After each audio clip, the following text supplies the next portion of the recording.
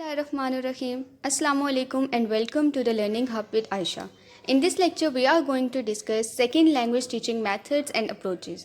ये टॉपिक काफ़ी वाइड है तो एक वीडियो में कवर नहीं हो सकेगा, so there will be a series of lecture जिसमें हम वर्ड ऑफ इंग्लिश लैंग्वेज या second language teaching methods and approaches को डिटेल में डिस्कस करेंगे with a special focus on English language. So let's start. More than half of the world population हमारे पास multilingual है. सो bilingual होना या multilingual होना कोई एक्सेप्शनल केस नहीं है, बल्कि ये एक नॉर्म है. इसीलिए through out the history foreign language teaching जो है वो एक इम्पॉर्टेंट प्रैक्टिकल कंसर्न रहा है. आजकल के इस दौर में English as a foreign language सबसे ज़्यादा सीखी जाती है, तो हम इन लेक्चर सीरीज़ में लैंग्वेज टीचिंग के कुछ प्रिंसिपल मेथड्स को डिस्कस करेंगे इंग्लिश लैंग्वेज को स्पेशल फोकस करते हुए. So let's start. Principal methods and approaches. हमारे पास कुछ प्रिंसिपल मेथड्स हैं या अप्रोचेस हैं जिनको यूज़ किया जाता है मोस्टली सेकेंड लैंग्वेज की टीचिंग या लर्निंग के लिए. इनमें से मेन मेथड्स मैंने यहाँ पर हाईलाइट किए हैं: grammar translation method, audio lingual method, direct method, communication, silent way, suggestopedia, lexical approach, natural approach, structural approach, community language learning and total physical response. So ये हमारे पास कुछ मेन मेथड्स हैं जो मोस्टली यूज़ किए जाते हैं सेकेंड लैंग्वेज लर्निंग या टीचिंग के लिए. सबसे पहले हम स्टार्ट करते हैं ग्रामर ट्रांसलेशन मेथड से. यहाँ पर मैंने एक हैंड रिटन आउटलाइन आप लोग के लिए सामने रखी है, तो हम इसको लास्ट में डिस्कस करेंगे. ये सब पॉइंट्स जो हैं वो पहले हम इन्हें डिटेल में डिस्कस कर लेते हैं. सो let's start with introduction. Grammar translation method को डिफाइन करते हैं the way of teaching in which students study grammar and translate words into their own language. तो यहाँ पर ग्रामर ट्रांसलेशन मेथड में दो मेन पार्ट्स होते हैं. सबसे पहले ग्रामर को स्टडी किया जाता है एंड देन उसको प्रैक्टिस किया जाता है ट्रांसलेशन के थ्रू. ये हिस्टोरिकल कॉन्टेक्स्ट इसका देखते हैं कि 1840 से लेकर 1940 तक ये एक डोमिनेंट मेथड रहा था. ये क्लासिकल मेथड भी इसका दूसरा नाम क्लासिकल मेथड भी है. एक टाइम था जब ये क्लासिकल लैंग्वेजेस को टीच करने के लिए यूज़ किया जाता था, जैसे कि लैटिन या ग्रीक. तो ये कोई न्यू मेथड नहीं है, ये बहुत पुराना मेथड है. और बहुत पुराने ज़माने में जब क्लासिकल लैंग्वेजेस की टीचिंग की जाती थी तब उसके लिए भी यही मेथड यूज़ किया जाता था. तो इसको क्लासिकल मेथड के नाम से भी जाना जाता है. ये ट्रेडिशनल मेथड भी इसको कहते हैं. तो ये 1840 से लेकर 1940 के टाइम पीरियड में एक डोमिनेंट मेथड रहा था लैंग्वेज टीचिंग के लिए, सेकेंड लैंग्वेज टीचिंग के लिए.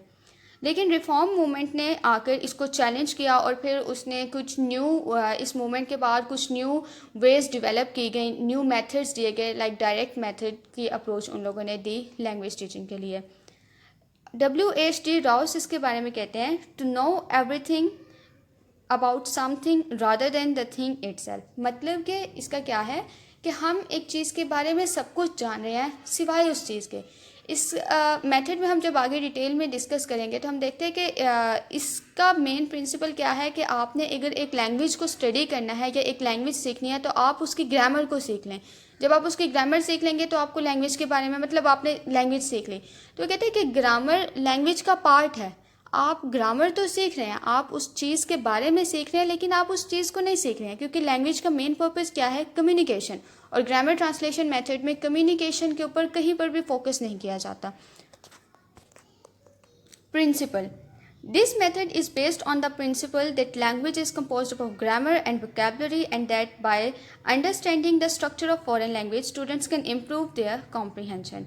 तो मेन मेथड भी मेन प्रिंसिपल भी इसका यही है कि वो लोग ग्रामर एंड वोकैबुलरी के ऊपर स्टूडेंट्स को फोकस करवाते हैं और इसके थ्रू लैंग्वेज को टीच किया जाता है और स्टूडेंट्स भी इसी के थ्रू लैंग्वेज लर्न करते हैं. तो की फोकस हमारे पास इस मेथड में किन चीज़ों के ऊपर होता है? ग्रामर के ऊपर होता है, ट्रांसलेशन के ऊपर होता है और रीडिंग एंड राइटिंग के ऊपर होता है. की कैरेक्टरिस्टिक्स हम लोग डिस्कस कर लेते हैं इस मेथड की. सबसे पहले आ जाता है गोल. स्टर्न कहते हैं कि goal is to read literature while L1 is maintained as the reference. तो ग्रामर ट्रांसलेशन मेथड का गोल क्या है कि लिटरेचर को रीड करना है, कॉम्प्रीहेंड करना है और आप उस लिटरेचर को राइट कर सकें. ये की गोल है, मतलब ये गोल है ग्रामर ट्रांसलेशन मेथड का, is to read literature and to write. Focus इस मेथड में रीडिंग एंड राइटिंग स्किल्स के ऊपर किया जाता है, जबकि स्पीकिंग एंड लिसनिंग स्किल्स को बिल्कुल इग्नोर किया जाता है, कोई फोकस नहीं होता है उसके ऊपर. वोकेबलरी जो है इस मेथड में स्टूडेंट्स को कोई वर्ड बिल्डिंग प्रोसेसेस वगैरह नहीं समझाए जाते हैं या पढ़ाए जाते हैं कि स्टूडेंट्स जो है वो खुद से वर्ड्स बना सकें, खुद से वोकेबलरी जनरेट कर सकें, बल्कि टीचर जो है वो स्टूडेंट्स को वोकेबलरी की एक लिस्ट प्रोवाइड कर देता है और स्टूडेंट्स को वो वोकेबलरी जो है वो मेमोराइज़ करनी होती है क्रैमिंग के थ्रू। तो ये इस तरह से वोकेबलरी मेमोराइज़ की जाती है। वोकेबलरी मेमोराइज़ करना लैंग्वेज लर्निंग में एक बहुत बेसिक चीज़ है, क्योंकि आप एक लैंग्वेज के बारे में तभी सीख सकते हैं जब आपको उस लैंग्वेज के वर्ड्स पता होंगे, क्योंकि वर्ड्स जो हैं वो लैंग्वेज का बेसिक यूनिट होते हैं। तो आपको उस लैंग्वेज के वर्ड्स पता होंगे तो ही आप उस लैंग्वेज को सीख सकते हैं। तो वर्ड्स जो ग्रामर ट्रांसलेशन मेथड के थ्रू वर्ड सीखे जाते हैं वो मेमोराइजेशन या क्रैमिंग के थ्रू सीखे जाते हैं। उसमें कोई वर्ड बिल्डिंग प्रोसेसेस वगैरह स्टूडेंट्स को नहीं समझाया जाता है या पढ़ाया जाता। Basic unit of teaching and practice जो है वो सेंटेंस होता है।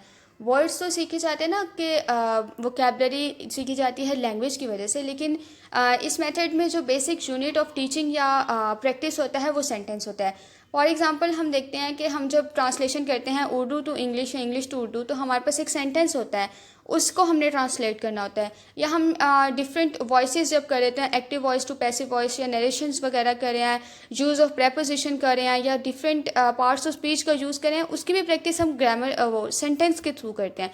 तो सेंटेंस जो है वो हमारे पास basic unit of teaching and learning होता है एंड प्रैक्टिस होता है इस मेथड में।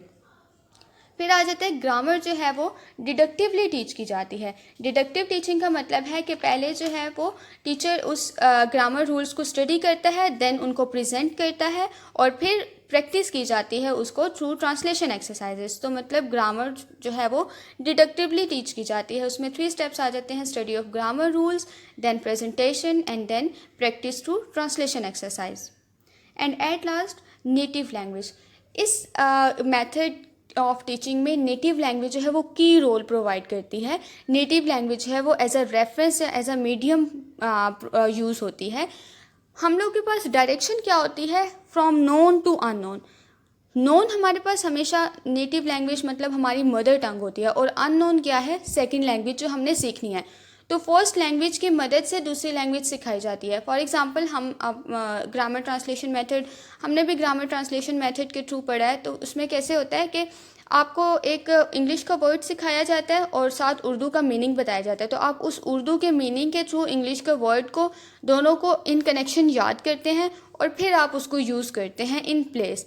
तो क्या है कि नेटिव लैंग्वेज की रोल प्रोवाइड करती है, जबकि आजकल जो न्यू मेथड्स वगैरह आ रहे हैं उसमें नेटिव लैंग्वेज को इग्नोर किया जाता है या नेटिव लैंग्वेज इतना ज़्यादा रोल प्रोवाइड नहीं करती है, बल्कि नेटिव लैंग्वेज को इन अ क्लासरूम या इन टीचिंग इन्वायरमेंट कंडेम किया जाता है लैंग्वेज के लिए। जबकि इस मेथड में, क्योंकि ये एक ट्रेडिशनल मेथड है, तो इसमें नेटिव लैंग्वेज की रोल प्रोवाइड करती थी। एक ऐसे क्लासरूम जिसमें ग्रामर ट्रांसलेशन मेथड के थ्रू लैंग्वेज टीच की जाती है या लर्न की जाती है, उसमें एक स्पेसिफिक सा इन्वायरमेंट होता है। वो इन्वायरमेंट कैसा होता है, उसकी कुछ करेक्टरिस्टिक्स हम डिस्कस कर लेते हैं। Role of teacher. टीचर का रोल जो है वो बहुत ट्रेडिशनल होता है। टीचर जो है वो क्लासरूम में अथॉरिटी होता है। फॉर एग्जांपल टीचर सबसे पहले स्टूडेंट्स को कहता है कि मैं आपको समझा रहा हूँ, आप समझें। वो ग्रामर के रूल्स को समझाता है ब्लैक बोर्ड के ऊपर या जिस भी मेथड के थ्रू। स्टूडेंट्स समझते हैं क्योंकि टीचर ने उनको कहा है। देन टीचर उनको प्रैक्टिस करने के लिए बोलता है, तो फिर स्टूडेंट्स प्रैक्टिस करते हैं। मतलब कि अथॉरिटी किसके पास है, टीचर के पास है। टीचर का ट्रेडिशनल रोल है। इंटरेक्शंस हमारे पास ऐसे क्लासरूम में ज़्यादातर इंटरेक्शन टीचर टू स्टूडेंट होती हैं, स्टूडेंट और टीचर के बीच में होती हैं। मतलब समझाना है तो टीचर ने स्टूडेंट को समझाना है, और अगर कोई क्वेश्चन करना है तो स्टूडेंट ने टीचर से करना है। स्टूडेंट टू स्टूडेंट इंटरेक्शंस बहुत कम होती हैं। देन नेटिव लैंग्वेज वही आ जाता है कि जो स्टूडेंट और टीचर की नेटिव लैंग्वेज होती है वो एज अ मीडियम या एज अ रेफरेंस यूज़ होती है और की रोल प्रोवाइड करती है लैंग्वेज लर्निंग में। मतलब कि आप नेटिव लैंग्वेज का रेफरेंस लेकर सेकेंड लैंग्वेज लर्न करते हैं। देन इवेलुएशन आ जाता है।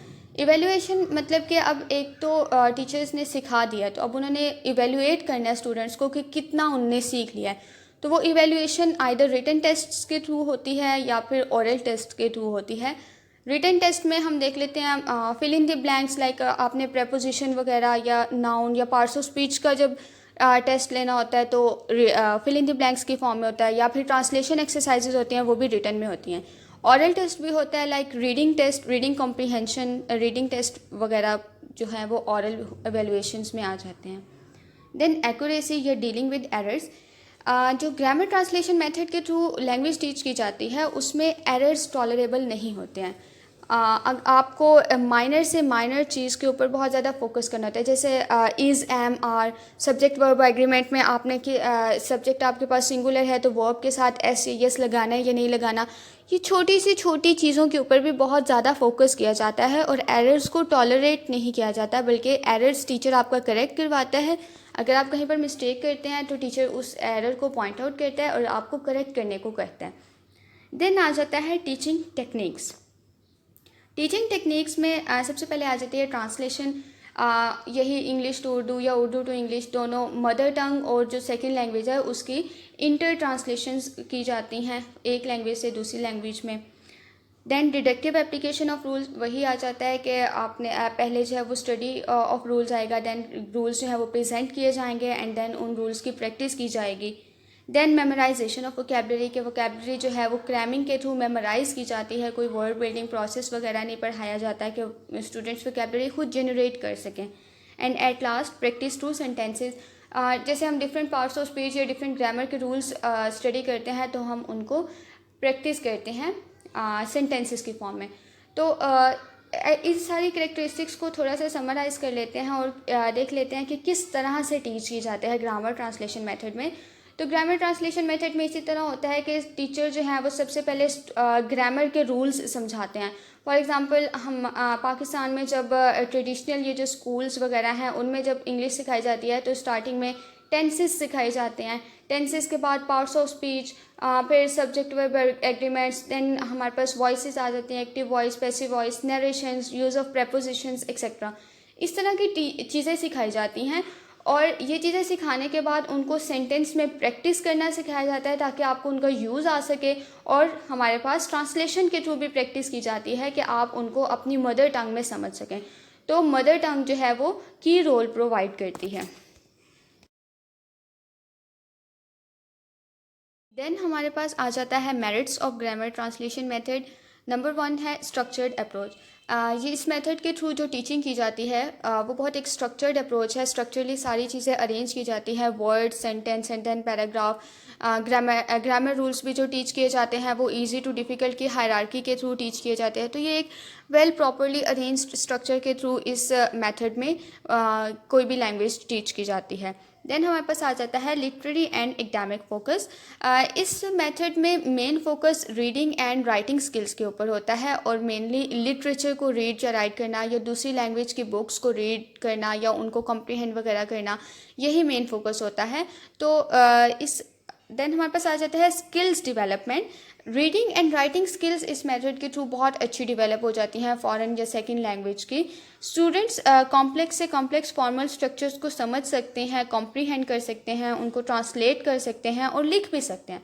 So this is the very benefit of this method. Main हमारे पास रीडिंग एंड राइटिंग स्किल्स जो है वो बहुत अच्छे से डेवलप हो जाती हैं।